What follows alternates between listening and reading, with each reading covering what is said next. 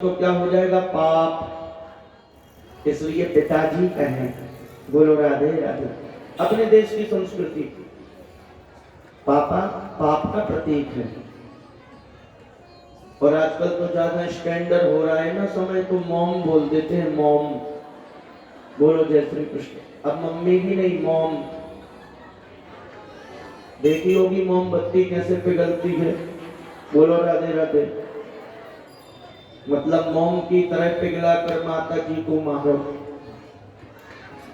और ज्यादा स्टैंडर्ड समय हुआ तो कह देते हैं डैड, पिताजी के लिए डैड। अरे भैया, हम कोई जापान में नहीं बैठे, अमेरिका में नहीं बैठे, हम भारत में बैठे हैं। यहाँ की संस्कृति है हिंदी। बोलो राधे राधे।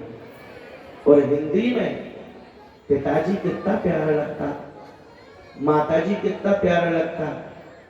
ये डैड मतलब डेथ करना ही है। बोलो जय श्री कृष्ण। विदेश के राज्यपाल और राष्ट्रपति जब हमारे देश में आते हैं तो वो भी हिंदी बोलने की कोशिश करते हैं। हिंदी के प्रति कितना अनुराग है। हमारे राष्ट्र की भाषा है हिंदी। इसलिए मैं सबसे निवेदन करूंगा कि इंग्लिश तो आपको बहुत काम की है जब आप बिजनेस कर रहे हो, व्यापार कर रहे हो, लेकिन घर में ज्यादा से ज्यादा हिंदी में बात करना चाहिए। बंगला में भी बात करो, वो बात नहीं है, लेकिन हिंदी में ही ज्यादा अनुराग है। बोलो जय श्री कृष्ण। वो दुनिया में किसी देश के आगे माता नहीं लगा। ये राम और कृष्ण की भूमि है, इसलिए इसका नाम है भारत माता। बोलो भारत माता की। कभी सुना अमेरिका माता, जापान माता? नहीं सुना होगा। पहला हमारा देश जिसकी संस्कृति में माता लगा है। अगर कोई गली का मेंबर भी बन जाता है तो फर्राटेदार इंग्लिश में बात करता है। इसका मतलब मैं इंग्लिश का विरोधी नहीं हूं। व्यापार में भी इंग्लिश जरूरी है। कहीं बाहर जाते हैं विदेश तो इंग्लिश बोलिए, पर अपने राष्ट्र में हिंदी में ही ज्यादा से ज्यादा बात करनी चाहिए। और मुझे बंगाली भाषा तो नहीं आती, पर मैं अब की बार सीखने की कोशिश करूंगा। हो सकता है कि कोई माताओं को हिंदी समझ में नहीं आती हो, लेकिन टीवी के माध्यम से सभी लोगों को हिंदी समझ में आनी चाहिए। बोलो जय श्री कृष्ण। ये हमारे देश की संस्कृति है महाराज। विदेश में हाथ नहीं जोड़े जाते, प्रणाम नहीं किया जाता। विदेश में तो सीधे गले लगाया जाता और आलिंगन करते हैं। बोलो जय श्री कृष्ण। ये विदेश की संस्कृति। यहाँ पे बड़ों को प्रणाम किया जाता है। बच्चों को शिक्षा दें कि बच्चे जब सोकर उठे बिस्तर से तो सबसे पहले माता पिता को प्रणाम करें। बोलो राधे। क्या हुआ?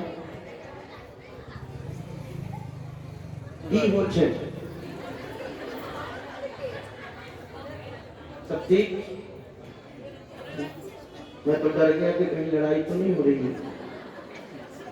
बोलो राधे राधे। तो हमारे यहाँ की संस्कृति में माता पिता को, बड़ों को प्रणाम किया जाता है।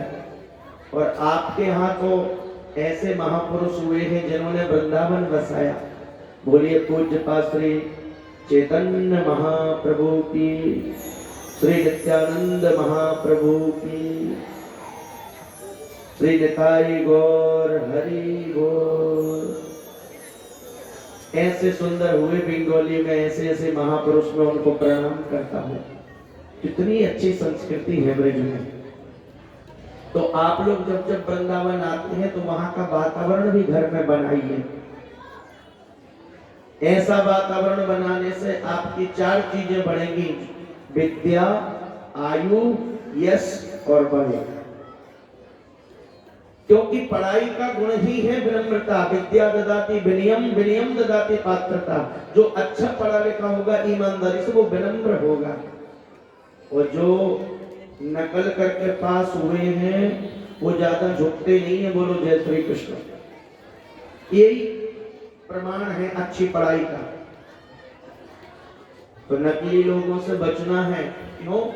क्योंकि सजावट, बनावट, दिखावट और बाद में गिरावट। ये नकली ज्वेलरी कितनी चमकती है, रोल्ड गोल्ड, लेकिन कुछ समय के लिए। सोना कम चमकता है लेकिन ऑलवेज हमेशा चमकेगा। बोलो जय श्री कृष्ण। इसलिए मैं सभी के लिए कथा तो सुना ही रहा हूं, कथा के साथ साथ परिवार में कैसे रहना है ये भी जरूरी है। अच्छा, घर में पहली रोटी कौन निकालता है गाय के लिए? सच बताना, यहाँ गाय है कि नहीं? क्योंकि आज 5 दिन हो गए मैं व्यासपीठ पर रहता हूँ 4 घंटे, और 4 घंटे के बाद अपने रूम में। इसके बाद हम कहीं निकले नहीं आज तक, इसलिए हमने देखा नहीं। गाय है कि नहीं है? गाय तो पहली रोटी गाय को दे सकते हैं? कहना रोटी नहीं बनती, चावल बनते होंगे, रोटी बनती? सही बताइए। तो आप लोग एक काम कर लीजिए, पहली रोटी गाय के लिए निकालिए, ठीक है? गाय के शरीर में सभी देवी देवताओं का वास है। अगर आप चाहते हो कि हमारे बच्चे के अंक अच्छे हमें, हमारे परिवार में तो मैं ना हो, लक्ष्मी जी की कृपा बनी रहे, तो एक ही काम करो, गाय को पहली रोटी निकाल के रख दो चूल्हे के पास, गैस के पास, फिर आप खूब भोजन करो। और लास्ट की रोटी कुत्ते के लिए, ध्यान रखना। लास्ट की रोटी किसको? कुत्ता नहीं है? वो मैया करी कुत्ता की कमी है, अगर मिल जाए तो चलो कुत्ते की रोटी नहीं है तो वो लास्ट की आप मत खाना। बोलो राधे राधे। मैंने कई परिवारों में देखा कि गाय की पहली रोटी तो पतिदेव खा जाते हैं, क्योंकि ऑफिस के लिए जल्दी जाना है, भूख लगी है, क्या करें, तो वो पहली रोटी खा गए तो वो हो गए सीधे, क्योंकि गाय सीधी होती है। और लास्ट की रोटी रहती है कुत्ते की, तो देवी जी ने सोचा कि अब थोड़ा आटा लगाया था, क्या करें, तो लास्ट की रोटी वो खा जाती है तो वो तेज हो जाती है। बोलो राधे। इसलिए मैं सबसे निवेदन करूंगा कि आप लोगों के परिवार में अगर सच्ची शांति चाहिए तो ये पहली और लास्ट की रोटी का जरूर काम करो। जिनको चाहिए कि मेरे घर में शांति रहे तो इस काम को करना प्रारंभ करो, 8 दिन के अंदर शांति मिलेगी।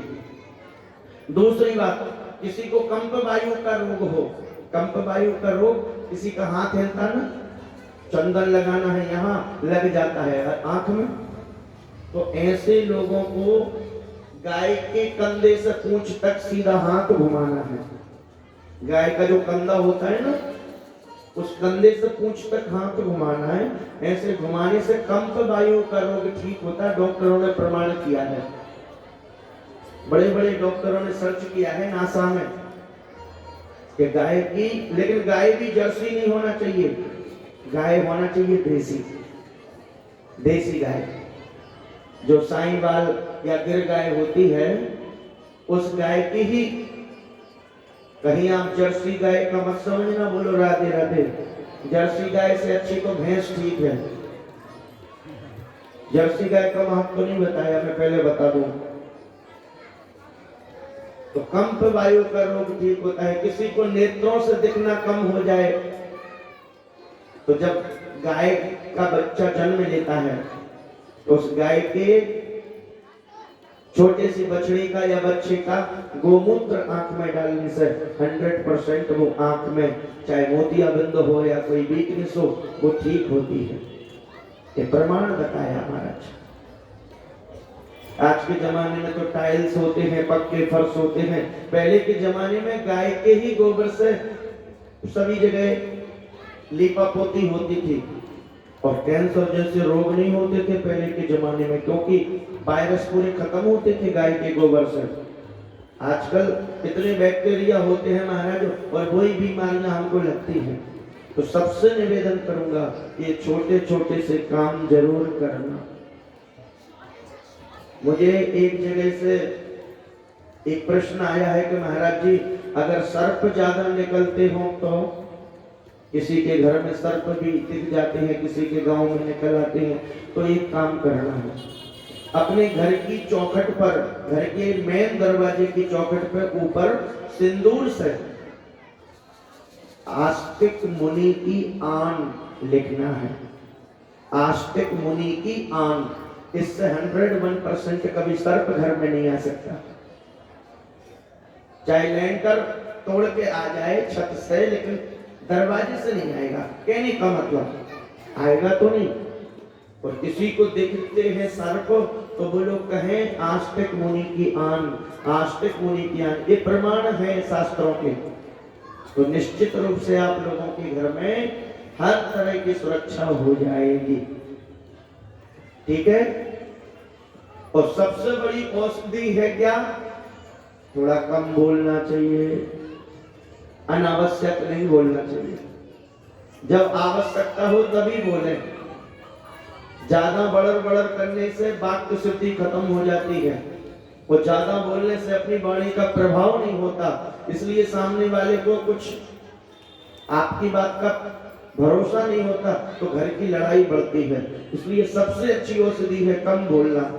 और 100 काम छोड़ के भजन जरूर करना।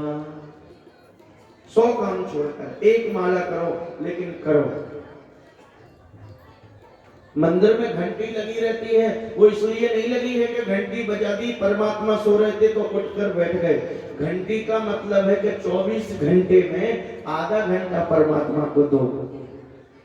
घंटे का मतलब आधा घंटा परमात्मा को दो। ये काम करेंगे कि नहीं करेंगे बताओ? लास्ट की रोटी की कोई बात नहीं, क्योंकि मुझे संतुष्ट जवाब नहीं मिला कुत्ते वाला के कुत्ते हैं कि नहीं। लेकिन शुरू की रोटी तो गाय को रख सकते कि नहीं? पक्का? तो मेरी बात का समर्थन करिए हाथ उठाकर। पहली रोटी गाय के लिए। देखो बंगाल के लोग झूठ नहीं बोलते, क्योंकि सभी ने नहीं उठाए हाथ, सभी ने नहीं उठाए। वो जानते हैं कि हमको करना ही नहीं है ये काम। कसम खा के बैठे हैं कि नहीं करेंगे। बोलो जय श्री कृष्ण। बोलिए वृंदावन बिहारी लाल की।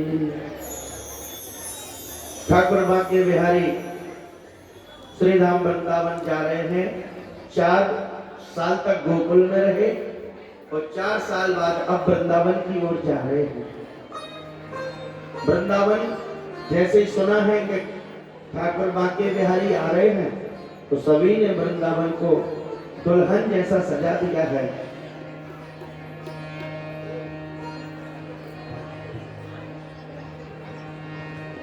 मेरे सरकार आए हैं, मेरे सरकार